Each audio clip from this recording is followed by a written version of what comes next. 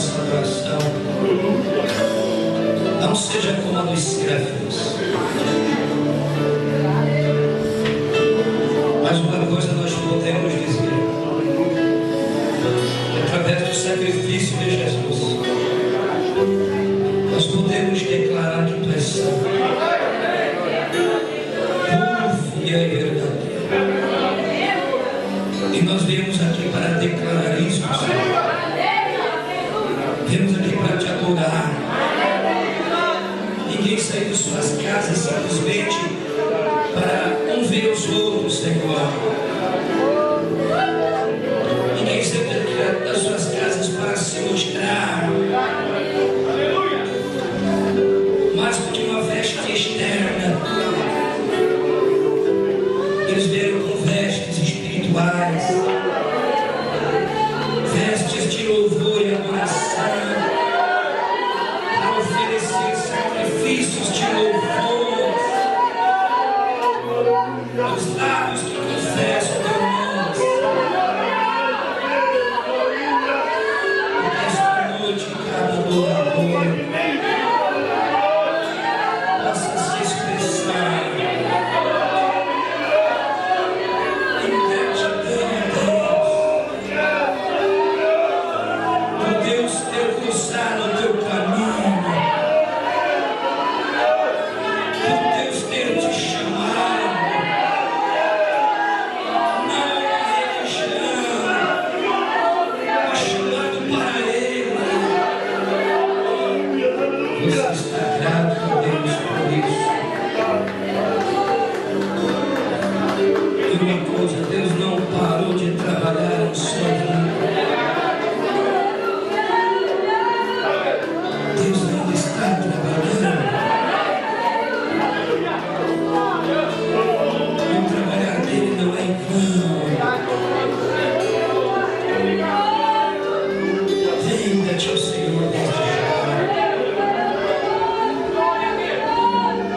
deixe o agir dele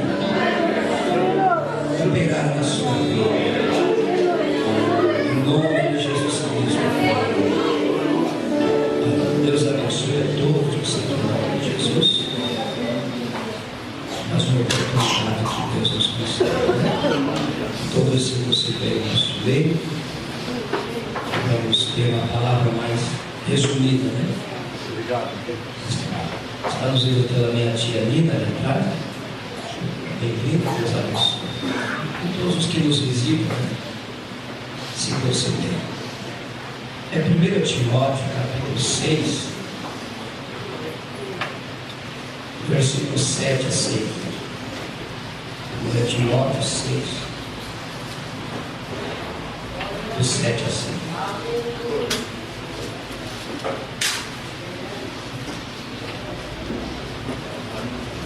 Todos acharam? 1 Timóteo 6,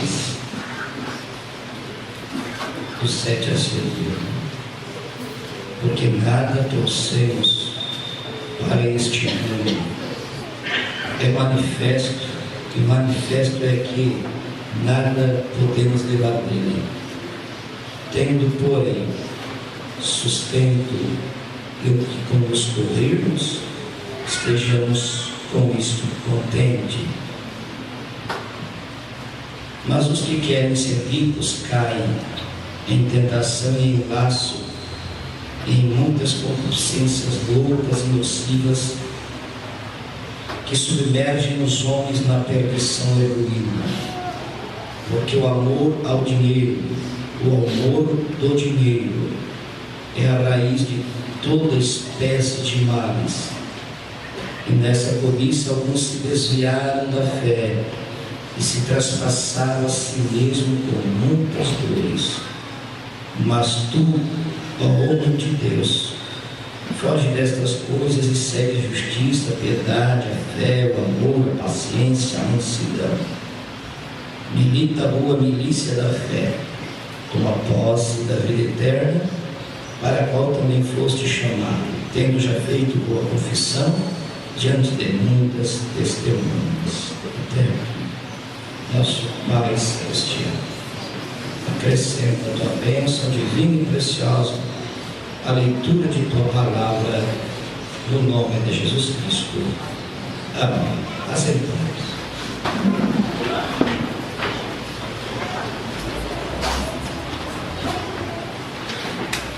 Vou dar a sua atenção para esses poucos minutos que estaremos falando. Em seguida estaremos então ministrando a ceia do Senhor. A Bíblia fala de um homem muito conhecido chamado Jó.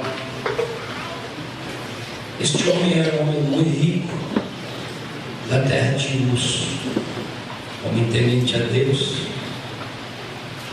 Ele sofreu todo tipo de calamidades externas, todo tipo de perdas que você possa imaginar. Perda dos animais, perda das famílias, perda dos amigos, perda de saúde.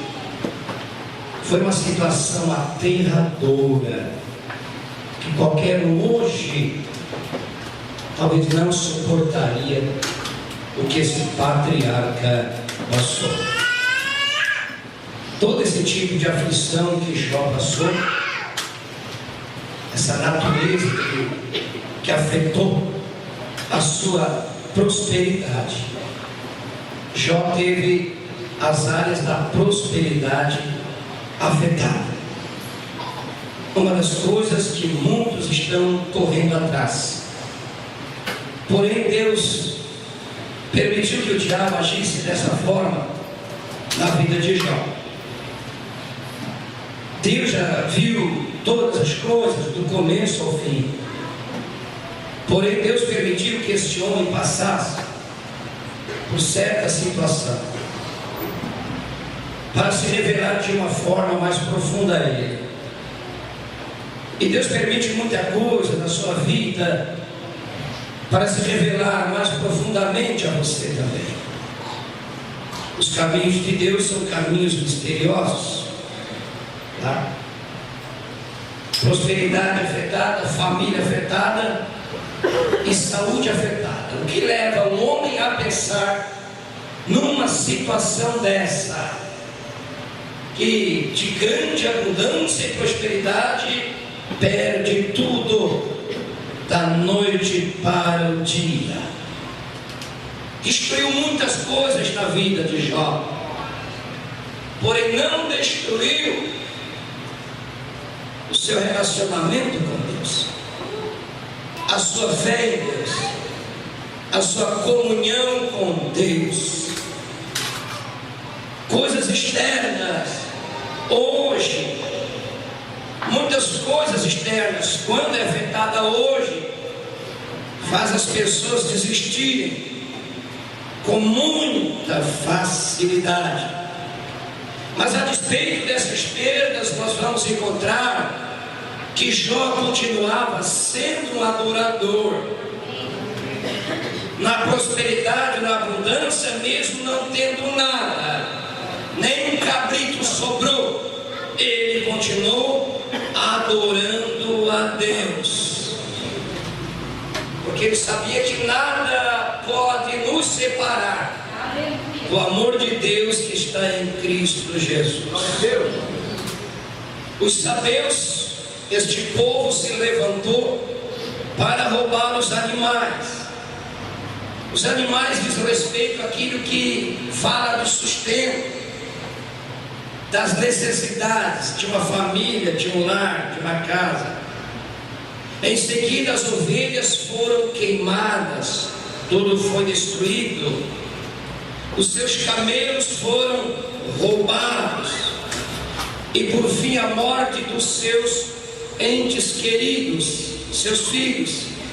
Então uma doença maligna, uma escama ulcerosa, mal cheirosa, tomou conta do corpo de Jó. Jó não deixaria de ser o que é, ou seja, um adorador, pela situação que estava passando, porque Deus não iria permitir tal coisa se Ele não tivesse visto Jó vencer esta situação. Jó não tinha uma visão do que seria no final. Deus não puxou o véu para ele.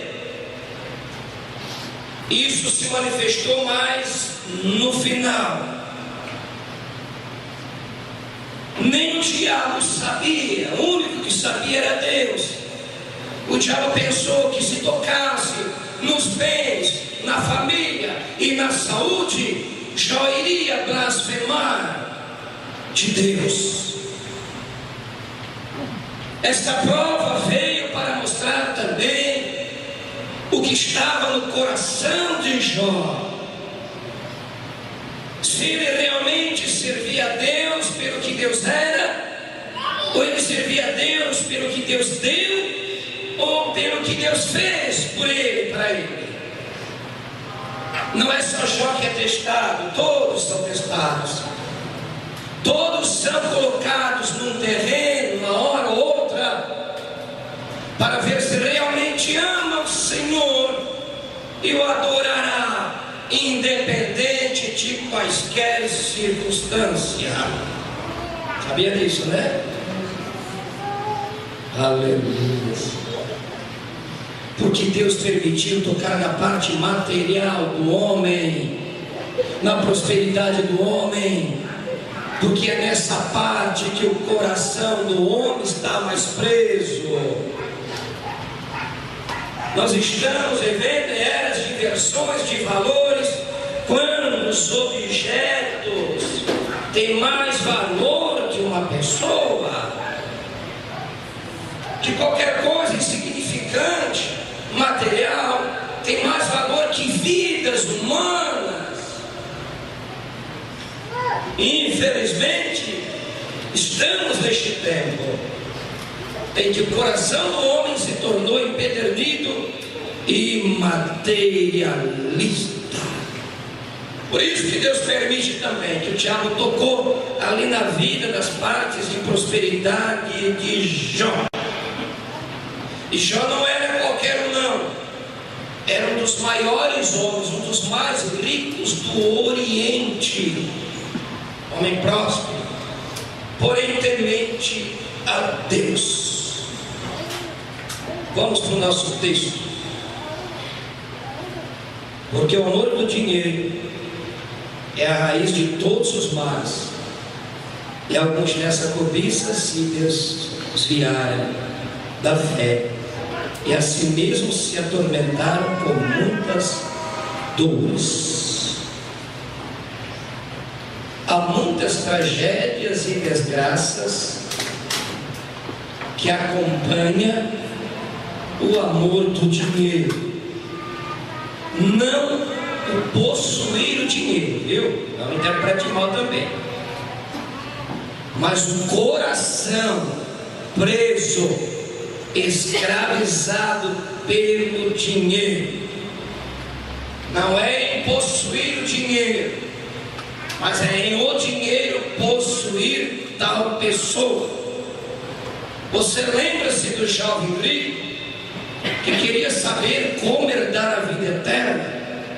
Ele guardava todos os mandamentos desde a sua infância. Era um homem religioso, e Jesus disse para ele: guarda os mandamentos. Não, isso aí já faço. Então te falta uma coisa. Vamos para o teste do teu coração. Te falta uma coisa. Vá, vende tudo que tu tens e reparta com os pobres. Depois vem, segue, e terás um tesouro no céu. Ele foi testado nesta área, porém falhou, porque ele era dono de muitas propriedades. O jovem rico não abriu mão, mesmo Jesus dizendo que ele teria um tesouro no céu.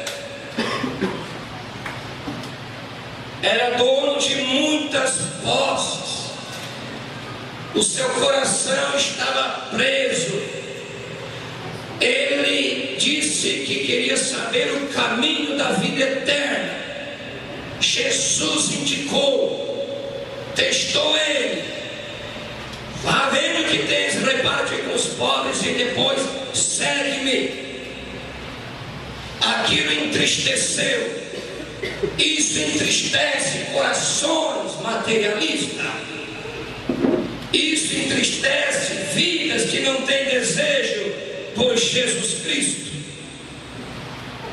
Aquilo ali foi tocado na parte aonde o coração dele estava mais preso. Eu não digo que é só em dinheiro. Muitas coisas Deus permitirá ser tocado em nossa vida. Para Abraão foi pedido seu filho, seu único filho, e Abraão ia oferecer a Deus em sacrifício, mas Deus disse: eu vejo que agora tu temes a Deus. Lá para Jó foi Satanás investindo contra as partes financeiras de Jó, mas aqui não era o diabo, aqui era Jesus. Aqui era Jesus dizendo: reparte com os pobres que tens, depois vem, segue-me. Olha, era para seguir o Deus em carne humana. Não era um religioso, um fariseu, não era um profeta, um pastor, era o próprio Deus em carne. Ele teria um tesouro no céu. Ele não gostou da resposta que Jesus lhes deu. Ele foi reprovado. Ele não viu nem reconheceu que Jesus era Senhor, dono do ouro e da prata, o único que podia satisfazer uma alma vazia. Ele não recebeu o Messias prometido, o Messias manifesto em carne. Seu coração estava preso nos seus bens, em suas propriedades. E Jesus nos ensina uma lição para nós não acumularmos tesouros na terra, mas acumularmos tesouro no céu. Não acumuleis, 6,19, para vós tesouros sobre a terra, onde a traça, a ferrugem corroem, e onde os ladrões escavam e roubam, mas ajuntais tesouros no céu, onde a traça nem ferrugem corrói, onde ladrões não escavam e nem roubam, porque onde estiver o teu coração, ali estará também o teu tesouro. Deus prometeu uma terra que mana leite e mel, uma terra de ouro, de prata, de cobre, de ferro, de rios, de pomares, de montanhas e planícies. Mas quando eles passavam por Jericó, houve um tal de Acã, que olhou para uma peça de vestimenta babilônica, uma cunha de ouro e 200 ciclos de prata. Ele levou e escondeu em sua barraca. E quando eles foram para a peleja, Deus disse, eles perderam vários homens. Deus disse que tinha náutima no arraial. Alguém pegou coisas sob maldição. Acã tinha pegado coisas sob maldição. E aquilo fez todo Israel tombar na batalha, temer o inimigo. Josué se apavorou. Quem poderia pegar uma coisa sob maldição? E por fim, você sabe o relato bíblico. O coração de Acã estava preso no brilho do ouro, mesmo indo em direção a Canaã, mesmo indo em direção a uma terra rica que mana leite e mel. Ele perdeu de vista a promessa de Deus. Quando o espírito do cifrão ocupa os olhos, o homem perde a visão da glória do reino de Deus.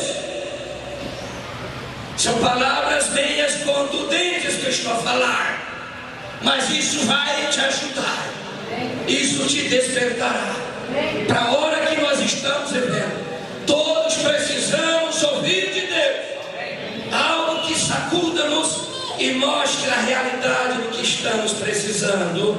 Olha, amados, Acã perdeu de vista, mesmo indo em direção a Canaã, as pessoas perdem o propósito de Deus, a visão de Deus para ele, tá? Ele se afastou do Senhor. O brilho do ouro, o brilho da prosperidade corrompe o coração do homem. Acã, com aquela atitude, trouxe desgraça para 36 homens morreram, desgraça para sua esposa, desgraça para seus filhos e desgraça para os bens que a família possuía. Acã foi apedrejado e depois queimado. E em suma, resumindo, jogaram pedra que ficou memorial.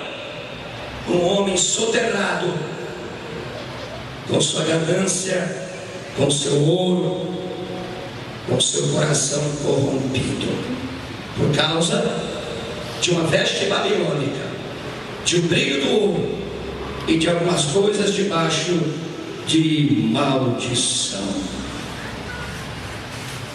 A família teve que presenciar o juízo no vale de Acor. Uma mulher desesperada, filhos desesperados, vendo o pai sendo apedrejado, queimado e transformado num monturo. Que desgraça, viu? Agora observe aqui, meus irmãos, observe aqui. Essa é a penalidade infligida sobre rebeldes e desobedientes à palavra do Senhor.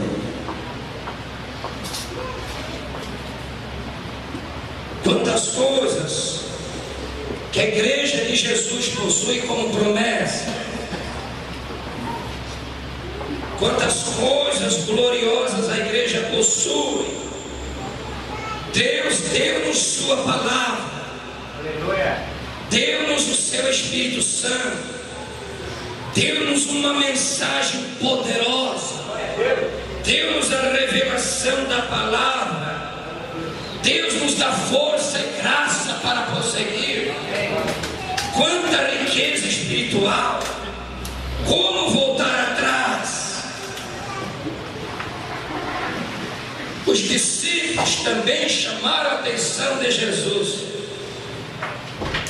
Pedro disse para Jesus em Mateus 19:27: eis que deixamos tudo para te seguir. O que será, pois, de nós? Jesus respondeu: em verdade vos digo, vós que me seguistes, quando na regeneração do Filho do Homem se assentar no trono da sua glória, também vós vos assentareis em 12 tronos para julgar as 12 tribos de Israel. Eles terão 12 tribos e a vida eterna, vida incorruptível. A herança que Deus nos dá não se corrompe, é imarcessível, ela não murcha, é uma herança eterna nos céus, que o brilho e as riquezas deste mundo ficam ofuscados perante a glória do reino de Deus. E aquela bênção invisível que Deus coloca dentro da tua vida, não tem dinheiro no mundo que possa pagar o que Jesus fez por você. O seu corpo pode adoecer, envelhecer e morrer, mas a tua alma, a tua vida está escondida com Cristo em Deus. Ali nem o maligno pode tocar. Ele carrega o selo da vida eterna. E quando Deus coloca riquezas espirituais dentro de você, você sabe que há algo glorioso. Você é um vaso de barro. E o tesouro de Deus é colocado, disse Paulo, em vasos de barro, para que a excelência do poder seja de Deus e não do homem. Então você vai saber que onde estiver o teu tesouro, ali estará o teu coração. Aonde está o teu tesouro, ali estará o teu coração. Não se pode servir a dois senhores, ou tu ama um ou despreza o outro. Não podeis servir a Deus Mamon e nem o Deus vivo, ou um ou outro. Deus não aceita meio termo. Deus não aceita 99,9%. Deus quer o homem 100% para Ele. E esta obra que Ele está a trabalhar na vida de cada um de nós, Deus vai levar vocês a um ponto, um dia, todos nós, eu digo, a cantar como realidade o hino de Lutero, Martinho Lutero, grande reformador. Se temos que perder os filhos, bens, mulher, embora a vida vá, por nós Jesus está, e dar-nos-á seu reino. Aleluia. Dar-nos-á seu reino. Filipenses 3, versículo 7. Mas o que para mim era lucro, isto considerei perda por causa de Cristo. Sim, considero como perda pela sublimidade do conhecimento de Cristo Jesus, meu Senhor, por amor do qual perdi todas as coisas e as considero como refúgio para ganhar a Cristo. Ora, considerar todas as coisas como perda pela sublimidade, ou seja, pelas coisas elevadas da pessoa de nosso Senhor Jesus Cristo. Até mesmo a tua própria vida deve estar acima. É? Não. O teu amor a Cristo deve estar acima da tua própria vida. Amém. Isto aqui na terra, Jesus pede-nos tudo que somos para Ele, mais do que os refúgios que possuímos de coisa material, que são refúgios em comparação a Cristo. O que você me diz lá do outro lado da eternidade, o que tu possuirás na eternidade, a Bíblia diz em Apocalipse 4, verso 10, que os 24 anciãos se prostravam diante daquele que estava sentado no trono e depositavam aos seus pés a sua coroa, não alguns centavos, não alguns dólares, não alguma posse, não. Deus não está interessado em nosso dinheiro, é na tua vida, e na eternidade tu depositará a coroa que Ele der para ti, porque Ele quer a tua vida, nem coroa, nem capa de ouro, Ele quer a tua alma, porque o trabalho da sua obra Ele verá da sua mão, e Ele ficará satisfeito. Você é uma obra-prima do Senhor. Aleluias. Que coisa tremenda, amados. Olha só, irmãos, se você considerar perda todas as coisas, porque aqui Ele pede que entregamos tudo, e lá do outro lado é rendidas coroas aos pés de Cristo. Por que isso? Por que Ele pede isso? Porque dele, por Ele e para Ele são o quê? Todas as coisas. Vamos lá. Porque dele, por Ele e para Ele, glória, pois, eternamente a Ele. Quando você pertence a si mesmo, algo poderoso vai invadir a tua vida. Tu terás uma identidade celestial, tu terás uma cidadania celestial, tu não serás mais deste mundo, tu és do reino de Deus, não membro de algum tabernáculo, tu és membro do corpo de Cristo. Membros de tabernáculos ficam se brigando um com o outro, mas você não briga, porque você é membro do corpo de Cristo. Não pertence a uma denominação, eles se brigam tudo. Vem para a minha igreja, vem para o meu ministério. Jesus disse: vinde a mim, todos que estão cansados e oprimidos.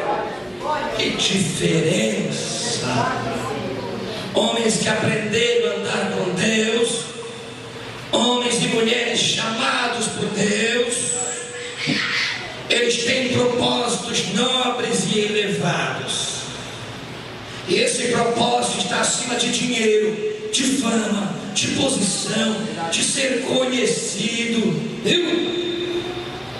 Vamos tomar um exemplo muito significativo da Bíblia, chamado Moisés. Olha só, Moisés poderia ser o próximo faraó. Os seus nomes estariam escritos nas grandes cidades ou pirâmides do Egito.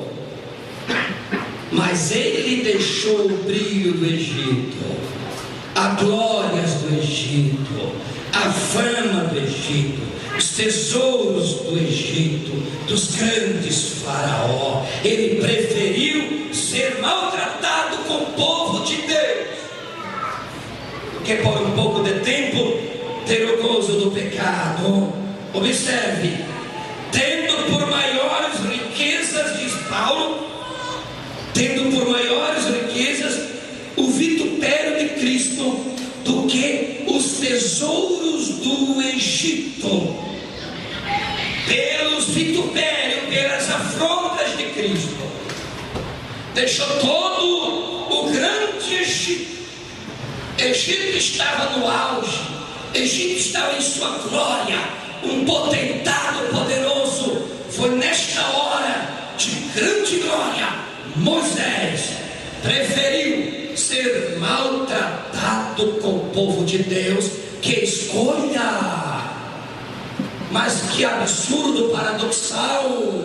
Mas como, Moisés, tu deixaram, tu serás o homem mais rico do planeta Terra, vai preferir ser um amassador de barro com esta gente ignorante, com estes crentes do Deus vivo? É que ele tinha visto em recompensa, ele via o invisível, ele via além dos olhos da carne, ele viu o vitupério de Cristo. Eu prefiro levar então o vitupério de Cristo, a rejeição de Cristo. Ele preferiu passar pelo desprezo, pelo abandono, porque ficou firme como que vendo o invisível. Que invisível? A semente da mulher. Ele que escreveu isso. Um profeta semelhante a mim ele também pregou. Ele preferiu então se identificar com o povo sofredor, com o povo menosprezado. Tudo que Moisés fez valeu por mais do que os tempos que ele passou no Egito. Tudo que ele aprendeu, toda a glória do Egito, a ter encontro com Deus, ele preferiu ir em direção ao deserto, como um fugitivo. Foi lá que a glória de Deus o encontrou. Agora eu vou entrar no coração da nossa mensagem aqui na terra. Ele recebeu a promessa de uma terra que manda leite e mel. Vamos pegar agora. Se Moisés ficasse na corte egípcia, se Moisés não atentasse para a voz de Deus, mas como Moisés ouviu a voz de Deus, ele recebeu um nome imortal. Não há hoje na terra quem não conheça quem é Moisés. O mundo inteiro sabe quem é Moisés. Mas se ele ficasse no Egito, ele nunca saberia o que era uma experiência diante de um pilar de fogo. Ele não saberia discernir. Ele nunca ouviria aquela voz poderosa no Monte Horebe a lhes falar na sarça ardente: Moisés, Moisés, tira a sandália dos teus pés, porque o lugar em que pisas é terra santa. Se ele ficasse no Egito, ele nunca seria um homem usado para operar prodígios, milagres e maravilhas. Ele nunca profetizaria sobre a vinda da semente da mulher que traria a redenção ao homem. Ele escreveu, nos deixou um legado da Torá. Torá é o Pentateuco. Pentateuco é os primeiros 5 livros da Bíblia. E num desses livros de Deuteronômio ele falou: o Senhor Deus levantará um profeta semelhante a mim. Se Moisés ficasse no Egito, não obedecesse a voz de Deus, ele não estaria no monte da transfiguração com Jesus e Elias. O seu nome seria um nome qualquer, mas recebeu um nome imortal. Ele deixou os tesouros do Egito.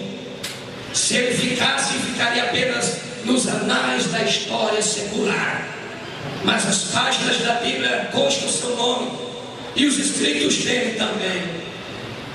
Ele nunca iria escrever.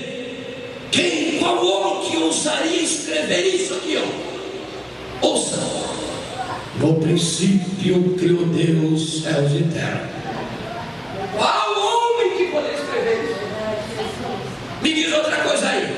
Qual homem que poderia escrever? E disse Deus: façamos o homem conforme a nossa imagem e conforme a nossa semelhança. Bem, qual mortal que poderia escrever isso?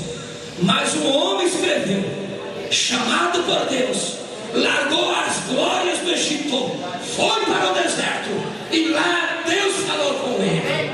Eu sei que você quer ouvir a voz de Deus, e não é dentro de uma religião, não é dizendo eu sou católico, eu sou batista, eu sou espírita. Não, é quando Deus te chama, Ele vai te dar a verdadeira identidade.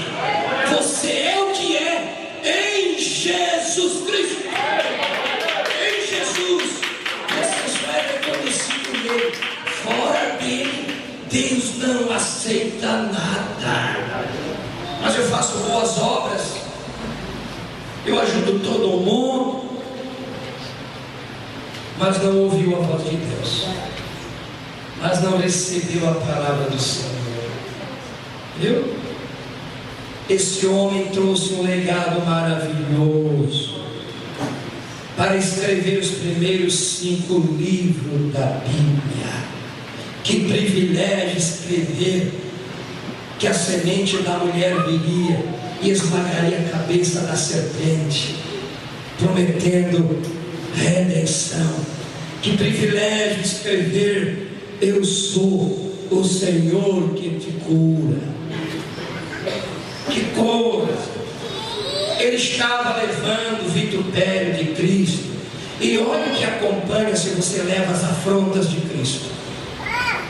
Você tem que ser reprovado pelas pessoas por causa de Cristo, não por causa da religião. Mas como Cristo? Cristo vivendo em você. Não você dizendo quem você é, mas Cristo vivendo em você. Isto vai fazer toda a diferença. Olha o preço, o privilégio que Moisés teve. Coisa magnífica. Com os outros eu falo em sonhos, tá, Miriam? Com visões, Mas com Moisés, eu falo cara a cara. Isso é levar o vitupério de Cristo. Que glória acompanha aqueles. Pedro disse: se pelo nome de Cristo sois vituperados, bem-aventurados sois, porque sobre vós repousa o Espírito da glória de Deus. Olha a diferença entre o que serve a Deus e o que não serve. Jó, capítulo 20, verso 5. O júbilo dos ímpios em breve se acabará, a alegria dos hipócritas apenas um momento. Salmo 7, 12 e 6. A parte B. O justo ficará em memória eterna. Fique firme como vendo o invisível. Vamos para 2 Coríntios capítulo 4, para nós encerrar, versículo 17. Porque a nossa breve e momentânea tribulação produz para nós um peso eterno de glória muito excelente, não atentando nós nas coisas que se veem, mas nas que se não veem, porque as que se veem são temporais, e as que não se veem são eternas. As que não se veem são as glórias futuras, um corpo ressurreto, um corpo glorificado, um reino milenial, um novo céu, uma nova terra. Você não vê, mas você sabe que existe. Você crê que existe. Você crê que existe um batismo do Espírito Santo e que Ele é o penhor da nossa herança. Tu tendo o selo de Deus em potencial, tu já está no céu, tu já está no paraíso. Ao ter o selo de Deus, o penhor do Espírito, tu já estás dentro do reino, tu é um membro do corpo, em potencial. Todas as bênçãos da Bíblia é sua. Todas as bênçãos da Bíblia é sua. Paulo está dizendo: não atentando nós para as coisas que se veem, o que o olho da carne vê, atenta para o reino de Deus. Olhe esta noite para o reino de Deus. Isto será transformado as aflições do tempo presente em um peso de glória muito excelente. Aleluia. O que é isso? Aqueles que vivem presos, amarrados, acorrentados a coisas deste mundo, é porque amam o mundo. Então João diz que o amor do Pai não está nele. Não é que você é cego, que não existe dificuldade, problema. Em 1 Coríntios capítulo 2, versículo 14, no espiritual agora, porque o homem natural não compreende as coisas do Espírito de Deus, porque lhe parecem loucura, e não pode entendê-las, porque elas se discernem espiritualmente. Pegar a palavra agora, falamos em Moisés, pegar isso do Novo Testamento. Se Paulo ficasse preso ao farisaísmo, talvez ele se tornaria um grande líder do Sinédrio, talvez ele seria um dos principais dos sacerdotes, porque ele excedia em conhecimento e sabedoria da lei. Um homem que desde os 5 anos já aprendeu a ler, versado na lei de Moisés, na Torá, entendido nos mandamentos e preceitos da lei. Se esse homem ficasse preso ao farisaísmo, ele nunca teria o privilégio de escrever a maior parte do Novo Testamento. Ele nunca teria o privilégio de ser usado por Deus, que Deus, pelas mãos de Paulo, fazia maravilhas extraordinárias, ao ponto de pegar das suas vestes algum lenço, era colocado no endemoniado, o demônio saía. Um pequeno pano, uma roupa colocada no enfermo, o enfermo era curado. Mas se ele não tivesse saído do farisaísmo, ele nunca faria isto, ele nunca teria essa experiência. Se Paulo ficasse preso ao farisaísmo, ele nunca diria que tinha ido ao terceiro céu ou ao paraíso.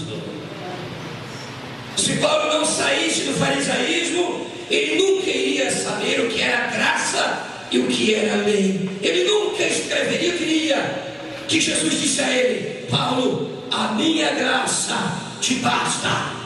No farisaísmo ele não aprenderia isso. Ele colocou a igreja em ordem, os dons em ordem, os casais em ordem, os ministérios em ordem. Ele falou sobre o corpo da ressurreição. Ele falou acerca da natureza caída do homem, mais que um psicólogo que não dá conta. Paulo supera todos os psicólogos. Ele entendia pelo Espírito que era a natureza humana. O Espírito Santo é o nosso psicólogo. O psicólogo da terra vai te dar psicotrópico, vai fazer você um viciado em medicamento da tarja preta. Mas o Espírito Santo te dá paz, te dá alegria, te cura da depressão.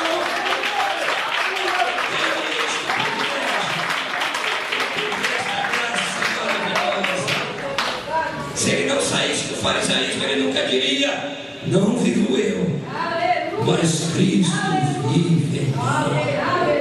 Que é isso?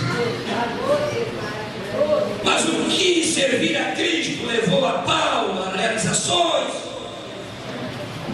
No final da sua vida, ele morreu no inverno. Era inverno. E diz os historiadores que tinha uma camada fina de gelo no cepo aonde foi colocado a cabeça do apóstolo. Roma substituiu o machado por uma espada afiada. Ele sabia que já estava chegando a hora para o martírio. Ele só sairia da prisão e em seguida iria para o martírio. Prevendo esta situação, ele escreve a Timóteo: combati o bom combate, acabei a carreira.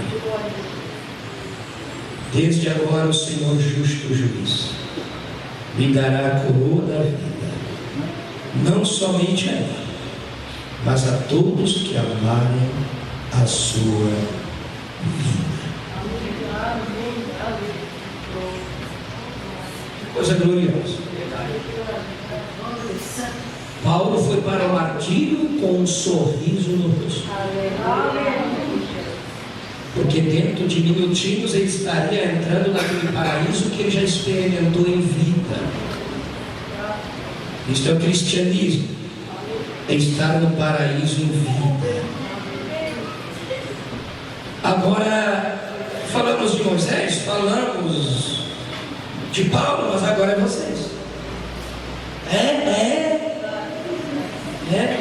Vocês não.